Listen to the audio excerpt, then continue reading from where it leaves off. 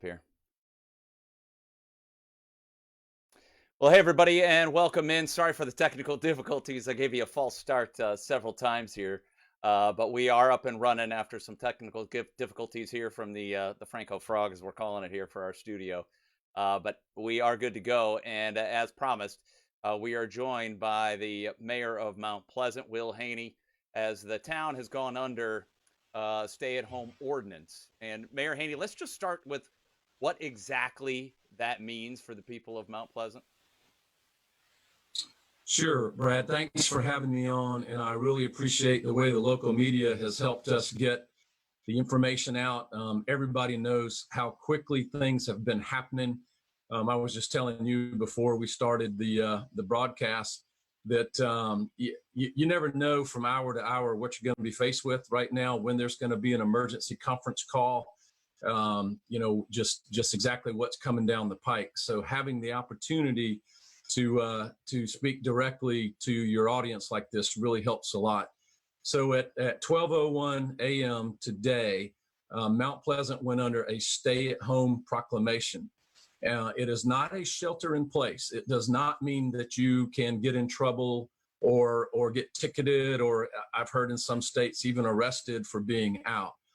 When the governor came out with his list, what's today?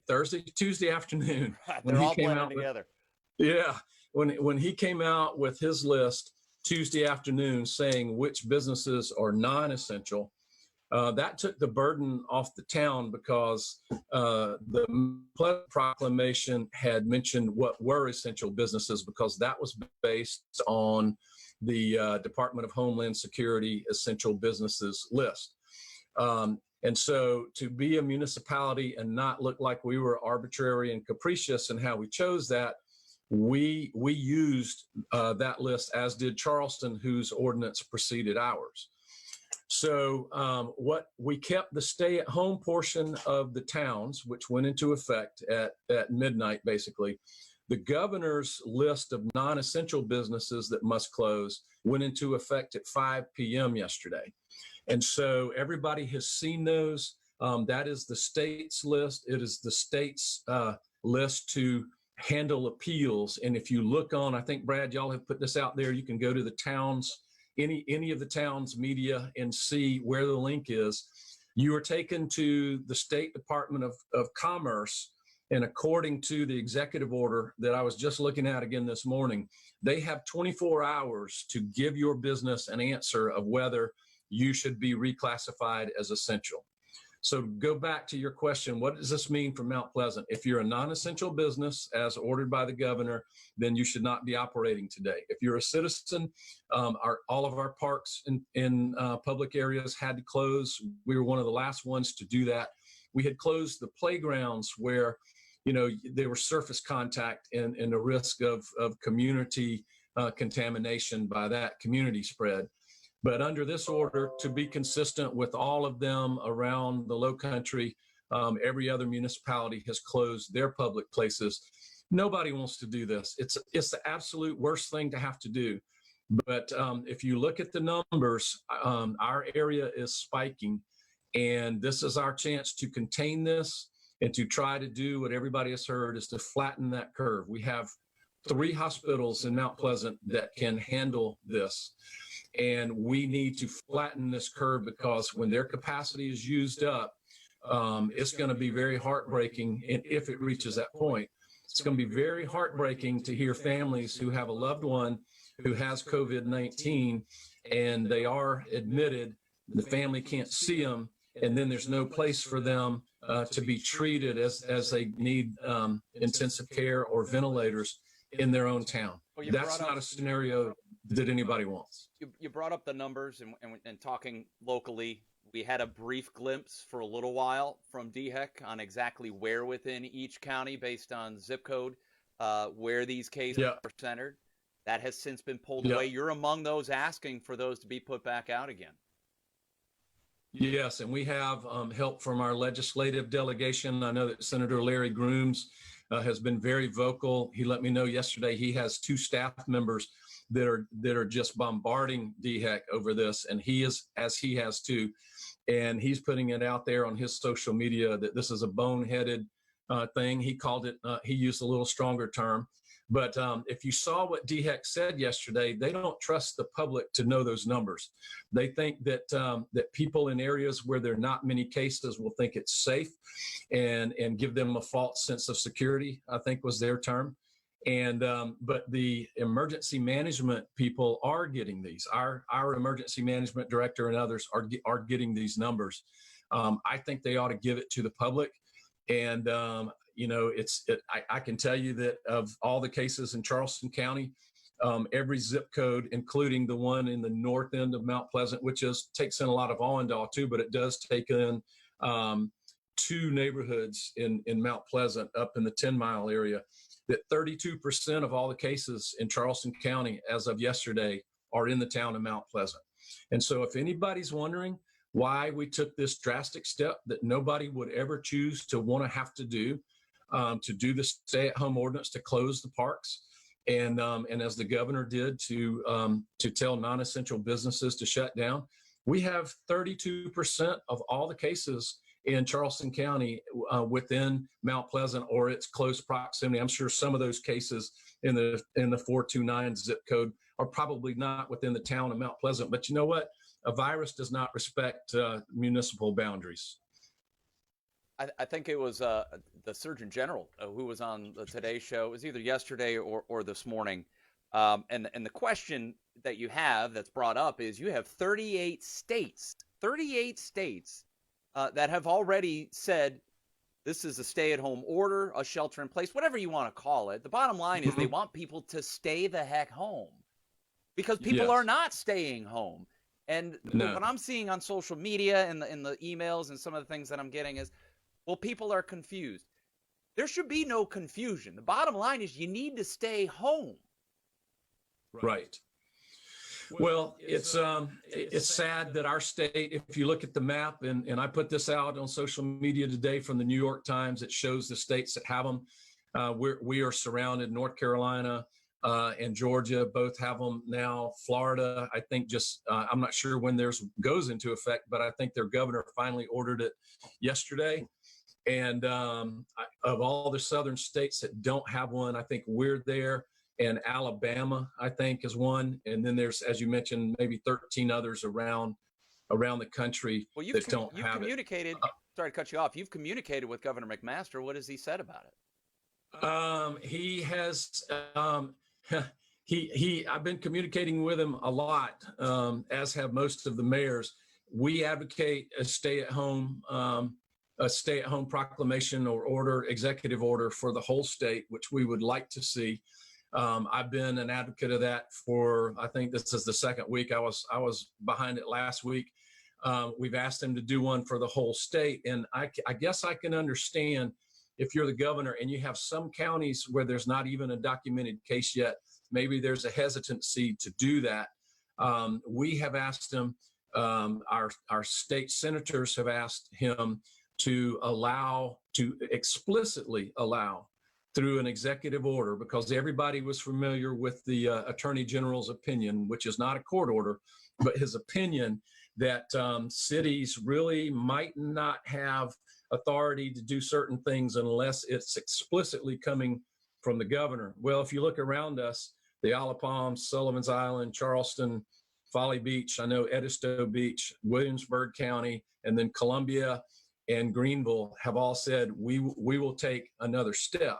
What we've tried to do is, of the executive orders that he has given, like the 2-week quarantine if you come from certain hotspot areas, the no groups larger than 3 allowed to assemble, staying out of public waterways and public rights of way unless you really have to. We have embodied that in our own local order, and we think we are in line with him, because what the state law and opinion says is that yours can't go against what the governor says. So in other words, if the governor said, as he did, and there's been a sequence of executive orders, I think the last one was number 20 or something like that, Let's say the governor's order said no groups larger than 3, which it did. Well, we can't turn around under the law and say, well, we say 5 is okay. We cannot contradict the governor in that way.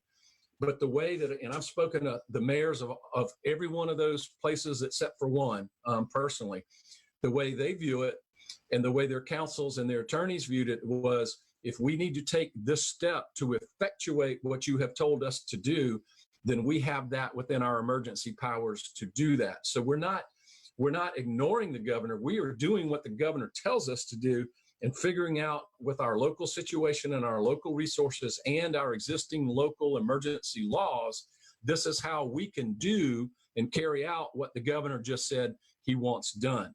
We have asked him to say that in his executive orders, that your existing already passed, don't go making them up as you go along, but your existing civil emergency ordinances can be put to their full effect to effectuate what I'm putting out in these orders. I think we have done that. I'm ready to defend that, or I wouldn't have been for Mount Pleasant and myself doing the proclamation, doing it. And so I think that the sensible step may have been earlier to declare certain areas, just like we do in a hurricane. You know, we don't wait and evacuate Charleston County when Pickens County needs to be evacuated. So I think we could have done it and said, these areas have high numbers. Let's do stay at home there. I can't remember which counties. I think Allendale County perhaps does not even have a confirmed case yet, but we all know that doesn't mean it's not there, Brad. Right. Yeah. It's just that either people haven't gotten their test back yet, because there was still a backlog. I mean, we had a story of a woman this morning who has gone 12 days. As of yesterday, still hasn't gotten her results yet some are getting them back in 24 to 48 hours. So there's a whole mishmash of what's out there. And Dr. Fauci has said time and time again, wherever you think you are, you're weeks behind that. So that's right. That's the danger, and I think that's the fear when you talk about what the numbers currently are. What does it look like in a week? Because we said that last week, and lo and behold, we have some pretty tough numbers to look at in South Carolina, particularly in your town in Mount Pleasant. Right. And Brad, the other thing, and this is the advantage of having a professional emergency coordinator at your town, which we have. Amanda Knight is very good. They school us very early in dealing with an epidemic. I mean, we've done hurricanes, we've done a bridge closure, we've done an ice event. You remember in January of 18. Oh yeah. But none of us have ever done a viral epidemic. There is not an elected official around who has ever dealt with this. And one of the first things that you learn is that one of your strategic operational objectives is to preserve the continuity of service of your critical infrastructure, which includes your local hospitals. And so our two big ones here, Roper, Mount Pleasant, and East Cooper Medical Center, their CEOs have been in touch just sometimes many times a day, texting in the morning, in the evening, here's an update, and letting us know what their capacity is and everything. And I want to, if the public can hear one thing, I want them to hear this. We are not trying to be elected officials who are suddenly epidemiologists. We got to be hurricane predictors and epidemiologists and all this stuff. We're not trying to do that. We're trying to see what our regions, and in my case, it's the town of Mount Pleasant. We're trying to see what that capacity is and what do we need to do way ahead of the curve to make sure that local hospital capacity and its workers and all the people that have to be quarantined after they are exposed, because the figures of confirmed cases, that only tells you who contracted it. Right. It doesn't tell you the multiple of people that are in quarantine because they had contact with those people. And so when that infrastructure, either through manpower or facility strain, is no longer sufficient to take care of the people of our area, then that is a huge problem. And that's why we started weeks ago with the planning, with thinking about the steps. And when the time was right, if I had my way, I would have done the stay-at-home ordinance last week. I had reason to believe that there was enough votes on council to overturn it. And then things changed over the weekend. And to council's credit, it takes a big person to say I've changed my mind. Right. And several of them got in touch with me and they said, I've listened to a lot of people. I've done a lot of reading. I've changed my mind. We want you to go ahead and do it. So that's a credit to our council that they did that.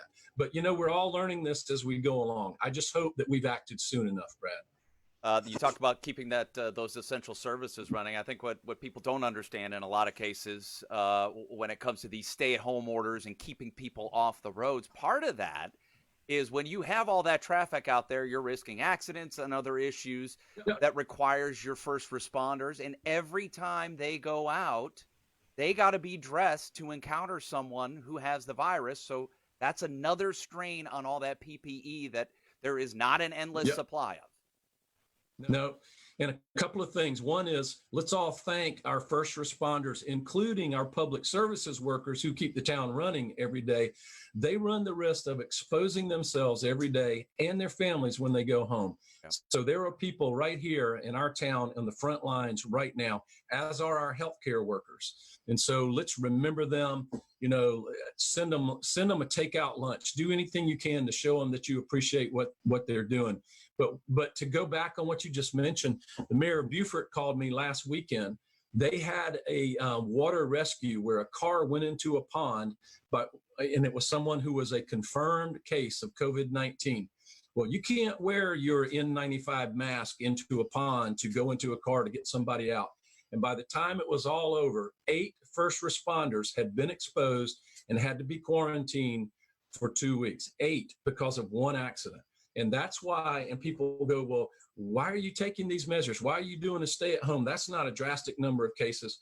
Well, how many accidents or how many exposures will it take before our critical first responders, their manpower numbers are so diminished that we are compromising that? Now, so far we have not. And all routine calls are screened through our consolidated 911 so that they can tell either the police or the fire, if they're making a health-related call, a medical-related call, they can tell them if there is a chance of exposures, and then they go in, fully gowned and masked and everything, so protected. But otherwise, if there's a car wreck, there's no screening or warning for that. Yeah, there's no time. And that's why the less people are out and about, the less chance there is that a first responder is going to get exposed. I don't know if you have any inside information from DHEC as far as stuff that we're not getting from them. Dr. Bell's pretty forthright each and every time she steps up there. But you're seeing predictions and projections on when this is going to peak in South Carolina. It's been a couple of weeks. If people aren't antsy yet, they're going to get that way. What are you hearing as far as how much longer we're going to have to deal with this? I would tell everyone, look at the graph that was done by the Institute of Health Metrics and I know exactly which one you're talking about. Yep. That one. Okay. It's from the University of Washington is the easy take on that. It was posted yesterday. I reposted it yesterday. It shows you where our state's healthcare capacity is, both in number of hospital beds, in terms of ICU beds and ventilator units, and it shows you when our curve is going to peak, and it's going to be mid to late April. And what we're told by the experts is that we don't start rolling things back until we're on the downside or the bottom of that curve, when there are no new cases. So it could be that this is not I'm not foretelling a government policy here, Brad. I'm talking about the curve that the experts are predicting, that it's going to take us into late April and early May. And then it's not a switch. I think that's what people need to understand. It's not a switch. We don't just flip the switch and we go back to life as normal. It's a gradual easing of some of these restrictions as we roll through the year. And what I don't know is when they did that, what kind of modeling they use. They do more near term and long term. I don't know if when they did that modeling, if any of the protective measures for containment had been enacted by any municipalities or the state at that time. For other words, I don't know if when they did that modeling, all the restaurants were closed or the beaches were closed. So I'm hoping, and this is me, not, like I said, I'm not an expert. I'm hoping that that is the worst case scenario. I'm hoping that everything we're doing and the social distancing and the containment measures will have an effect, and it'll be better than what is projected. Unpleasant Mayor Will Haynie, thank you for taking the time. I know that, I think the final message, if you want to give one, is just stay home. It's hard. It stinks. It's no fun a lot of times trying to keep everybody, especially the kids, entertained. But just stay home for everybody's sake. Yep, and someone who I quoted, I can't remember the name, said, "Remember, you're not stuck at home. You're safe at home, and stay safe at home. Hunker in your bunker." And love the people around you. I mean, look how much all of our lives have changed in a very short period of time. And if you stay home, you can save a life. And I truly believe the sooner we adhere to this, the more we do now, the sooner we will be back to life as close to normal as we remember it, Brad. All right, Mayor Will Haynie, it's an evolving situation. I'm sure we'll talk soon. Thank you. Thanks. All right, everybody, you just heard Mayor Will Haynie. I mean, it's a pretty simple idea here. Stay home, stay safe, and we're all going to get through it. We're on this long road together, and the longer we stay at home and avoid things that we don't have to do, better off we're all going to be. Make it a great one. We'll see you back here again tomorrow on Facebook Live and on News 2. See you then.